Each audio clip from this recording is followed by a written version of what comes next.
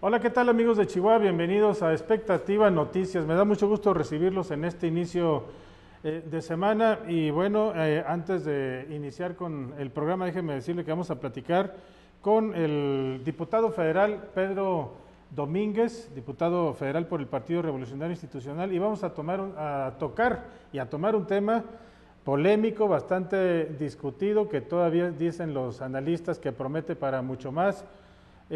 Señalan algunos que en el Senado de la República, que es a donde va precisamente la propuesta que se presentó en la Cámara de Diputados y que ahora tiene que llegar al Senado de la República, se dice que ahí se va a atorar y que va a haber un gran debate, que va a haber una gran discusión por esta reforma laboral que envía el presidente de México y que aprobaron en la Cámara diputados federales tanto del PRI, del Partido Acción Nacional, del PANAL, y que al parecer pues a muchos mexicanos, sobre todo a la clase obrera, los trabajadores, no les pareció muy bien esto de la reforma laboral.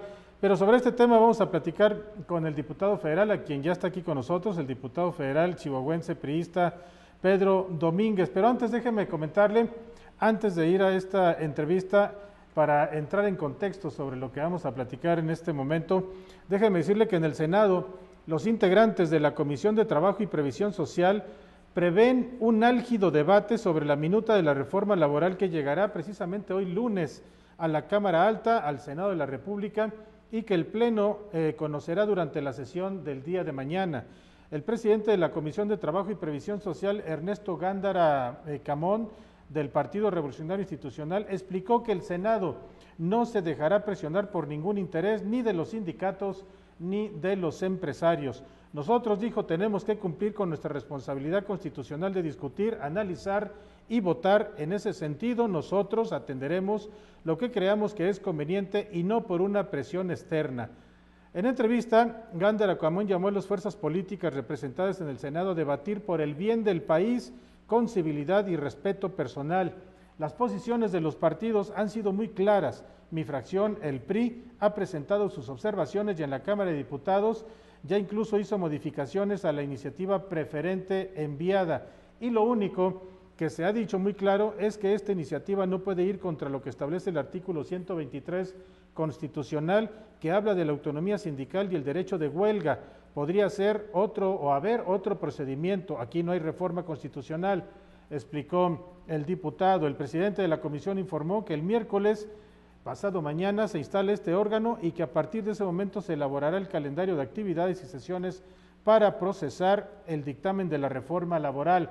Una cosa es que haya diferencias, cada quien puede votar como le parezca, pero por otra cosa es mostrar civilidad, y las manifestaciones públicas están protegidas por la Constitución y son respetables, dijo Gándara. Pedro Joaquín Caldwell, líder del PRI, confió en que su partido construya la mayoría necesaria para avalar la reforma laboral en el Senado, y si, como todos esperamos, dijo, es aprobada también por los senadores, va a ayudar mucho al desarrollo del país, indicó en entrevista Chihuahua, el senador, el presidente del PRI nacional, Pedro Joaquín Caldwell. El presidente del Senado, Ernesto Cordero, de Acción Nacional, solicitó apoyo a las autoridades capitalinas para resguardar desde este lunes la nueva sede del Senado de la República, donde se va a discutir esta reforma laboral. Y bueno, con este preámbulo le doy la más cordial bienvenida al diputado federal del Partido Revolucionario Institucional, Pedro Domínguez, a quien pues recibo con mucho gusto en este espacio. Pedro, ¿cómo estás? Hugo, buenas tardes, un saludo a todas las personas que en este momento nos ven, nos escuchan, para platicar sobre un tema que es importante para el desarrollo del país, la reforma laboral, sobre la cual se han tejido muchos mitos, muchas mentiras, y lo que yo quiero transmitir a los chihuahuenses no es más que la verdad que está contenida en el diario de los debates, la Cámara de Diputados, sobre qué buscamos, el alcance, el contenido de estas reformas, y creo que es positivo que tú nos otorgues estos espacios para poder lograr esta misión que es importante, de informar a la sociedad sobre los actos legislativos. Ojalá que nos alcancen estos 28 minutos que nos quedan, Pedro. Pero antes de iniciar con la conversación, déjame mostrarte estas imágenes que de hecho ya las estábamos viendo hace un momento sobre las manifestaciones en contra de esta reforma que envía el presidente de México, Felipe Calderón, y que, como dije antes de ir a la entrevista, antes de entrar contigo, pues hay una inconformidad muy grande, cuando menos en las calles vemos esta inconformidad. En el Senado, en la Cámara de Diputados vimos también algunas manifestaciones de la izquierda, sobre todo, que están en contra de esta reforma, y estamos viendo precisamente estas manifestaciones. Y esto hace ver, Pedro, pues que va a ser una reforma muy peleada, muy discutida, no sé si rechazada, porque pues también hay que ver que la mayoría la conforma el PRI, el PANAL y luego el PAN, pues avalando la reforma del presidente, enviada del presidente de México. Pues todos pensamos que va a pasar, pero hay una inconformidad. Aquí estamos viendo, mira estas pancartas o manifestaciones públicas que se hacen a través de este tipo de publicidad. Ahí está la gente en las calles.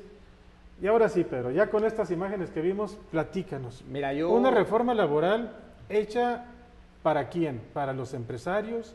¿Para los trabajadores? ¿Para los sindicatos? ¿Para quién, Pedro? Para México. Para México. Te pongo en contexto. La ley laboral, la ley federal del trabajo, data de 1931. No se reformó hasta 1970. De 1970 al año 2012 hubo 500 intentos de reforma, iniciativas de reforma para adecuarla a los nuevos tiempos. México, el mundo ha cambiado mucho en esos últimos 42 años y por diferentes causas, razones, circunstancias, jamás se logró una reforma laboral. Yo creo que esta reforma es positiva para México por los aspectos que te voy a comentar, pero debemos partir de un supuesto que es importante, que de una vez por todas, después de 42 años, se dio un paso adelante y se actualizó la ley en aspectos que son trascendentes. Pero ¿cómo se actualizó, Pedro? Porque se dice por parte de muchos artículos periodísticos, de manifestaciones públicas, como lo veíamos hace un momento, que esta reforma se hizo para proteger al empresario y a los líderes sindicales, con del secretismo sindical en cuanto al manejo de los recursos. Mira, y que al último están los trabajadores. No, yo te comento, ¿no? Sí. Ya lograr una reforma, lograr un acuerdo después de 42 años es ganancia. Es un avance importante. Es un avance importante. Como toda obra humana, la ley es perfectible. Seguramente habrá aspectos que tendremos que mejorar y otros aspectos que no se tocaron en la reforma, pero ya tenemos un avance que tenía rezagados 42 años. Eso creo que ya es ganancia.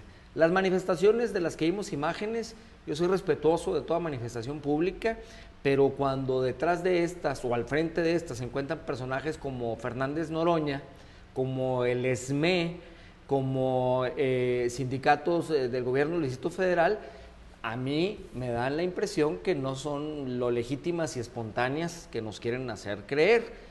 Yo, por razones de mi encargo, paso algunos días en la Ciudad de México, no hay ese clima de crispación social que se quiere hacer ver. Las manifestaciones son dirigidas exclusivamente a la Cámara de Diputados y a ratitos, no creas que están todo el tiempo miles y miles de personas, unos cientos, quizá 1000 personas en algunos momentos. Eso nada más para contextualizarlo. Es una reforma importante porque protege a los trabajadores por una parte. ¿En qué sentido? Se integra por primera vez a los trabajadores agrícolas que no estaban contemplados, eran ignorados por la ley. Aquí en Chihuahua, en esa producción de manzana, de chile, de la nuez, los jornaleros agrícolas en muchas ocasiones eran víctimas de abuso por parte de los patrones, con condiciones insalubres de trabajo, sin seguridad social. Al reconocerlos expresamente en la ley, les estamos brindando la protección que ellos merecen. A las trabajadoras domésticas, tú lo sabes, todos lo sabemos, sector olvidado, importantísimo, se integran, por primera vez se reconocen a la Ley Federal de Trabajo para que puedan ser sujetas de recibir todos los beneficios de seguridad social. Y vaya que hay muchas mujeres que trabajan en el hogar y que no son precisamente sus hogares, que son trabajadoras y que no tienen ningún derecho. Ya lo van a tener porque está reconocido en la ley. Tercer punto importante, que beneficia a trabajadores y beneficia a empresarios, el pago por horas. Y aquí debemos de ser muy concretos. Este es un punto muy importante. Exactamente. Sí. ¿Por qué digo que el pago por horas beneficia a la sociedad? Porque hay muchos estudiantes que necesitan trabajar para poder continuar con sus estudios, amas de casa que necesitan ayudarle a su esposo llevando más dinero para poder subsistir. El pago por horas les va a ayudar, el poder tener una jornada no completa, sino por horas. Aquí la trampa está en que nos dijeron que se iba a pagar la hora a 7 u 8 pesos. Es una mentira. ¿A cuánto se va a pagar, Pedro? Lo mínimo que puede recibir un trabajador es el correspondiente pago de un día de salario. O sea, si la empresa paga como mínimo 100 pesos y va a trabajar 4 o 5 horas o 3 horas, la empresa por lo menos debe pagarle lo correspondiente a un jornal. Entonces, no hay con que si voy a trabajar 4 horas voy a recibir 32 pesos. Eso no es cierto, es una mentira del tamaño del mundo. Cosa muy importante que beneficia tanto a trabajadores como a empresarios. El modelo de justicia laboral implementado por el gobernador César Duarte en Chihuahua lo llevamos a nivel nacional, a cortar los juicios. Ahorita los juicios tienen una duración promedio de 50 meses de duración. Aquí estamos estableciendo un máximo de 1 año para el pago de salarios caídos. Y esto podrás decir, bueno, pero afecta al trabajador. No, porque tú sabes que la práctica común entre abogados o coyotes, como quieras llamarlo, Sí.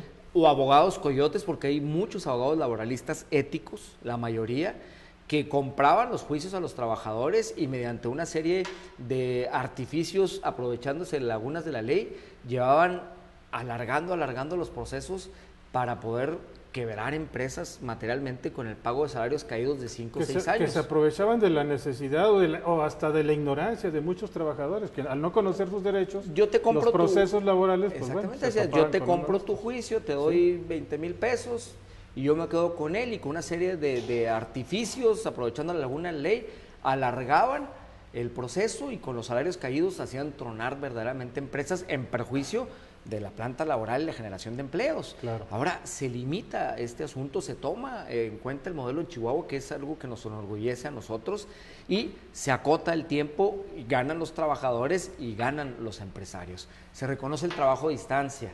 Te decía que la Ley Federal del Trabajo pues, estaba rezagada en el tiempo. Hay muchas personas que trabajan desde su hogar con sus computadoras y ahora ya están reconocidas el trabajo a distancia en la Ley Federal del Trabajo, y van a poder recibir su salario y demás prestaciones de seguridad social. Estos son algunos de los aspectos positivos que, como tú lo ves, benefician tanto a los trabajadores como a los empresarios. Tema polémico, el tema de la autonomía sindical, que era una postura muy dura por parte de algunos partidos de exigir como único método de elección de sus dirigentes el voto libre y secreto. Nosotros no estamos en contra del voto libre y secreto. Lo que estamos en contra es de la intervención de los derechos de los trabajadores en el ámbito colectivo, del derecho de huelga, que se preservara, que se respetara el derecho de huelga y que se ampliara también la posibilidad de los trabajadores sindicalizados de tener otros métodos alternativos de elección que también son democráticos, como es la asamblea, el voto a mano alzada.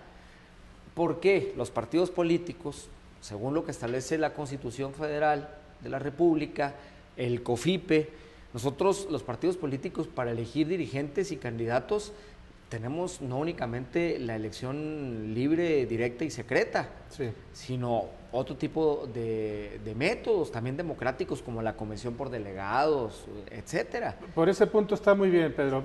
Por otro lado, el secretismo con que se manejan los recursos de los sindicatos. Y se pone como ejemplo, Pedro, permíteme que te lo diga, y esto ha trascendido desde que se empezó a conocer esto de la reforma laboral, el secretismo, sobre todo el manejo de los recursos sobre sus dirigentes. Y para ejemplificar, 2 nombres que saltaron de inmediato. El Bester Gordillo y el líder petrolero de Champs. Bueno, el Bester Gordillo no forma parte de nuestro partido. No, pero es una líder sindical Romero de Champs, sí, que maneja recursos cuantiosos incluso del gobierno federal. Pero déjame te digo una cuestión, Sí. Dentro de la reserva que hizo y de la observación y del enriquecimiento que hizo mi partido en este tema del manejo de los recursos está reconocer el derecho de las minorías sindicales para establecer términos y formas en los cuales esas minorías deben recibir de su dirigencia un informe detallado de la utilización de los recursos. Así que nosotros fuimos quienes propusimos que se transparentara el manejo de los recursos. ¿Y se va a transparentar, Pedro? Está establecido en la ley. Está establecido pues en la ley, esperemos que el Senado lo ratifique, sí. Está establecido en esta minuta que se envía al Senado, esperemos que lo ratifique, y una vez que se ratifique y que se cumpla con el proceso legislativo, va a ser obligatorio. Pero está contemplado que así tenga que ser. Así lo aprobamos, okay. Así lo aprobamos a propuesta del PRI. Entonces nosotros estamos de acuerdo con la transparencia, lo que no estamos de acuerdo es con la interferencia o en la intervención de la autonomía sindical, pero sí a favor de la transparencia. Porque también un punto era que a los sindicatos los auditara un ente externo a ellos. Eso es un atropello de la autonomía sindical. Los trabajadores tienen, con esta nueva incorporación que hacemos de reconocer el derecho a las minorías, los elementos para ellos mismos vigilarse y vigilar la transparencia en el uso de los recursos públicos. Pero en eso de respetar la autonomía sindical, que bueno, eso es válido, es muy respetable como tú lo comentas, Pedro, ¿no se cae también en esta situación de que los dirigentes sindicales y sus tesoreros o sus contadores pues te informen lo que ellos quieran y dejen la parte importante allá oculta, Pedro?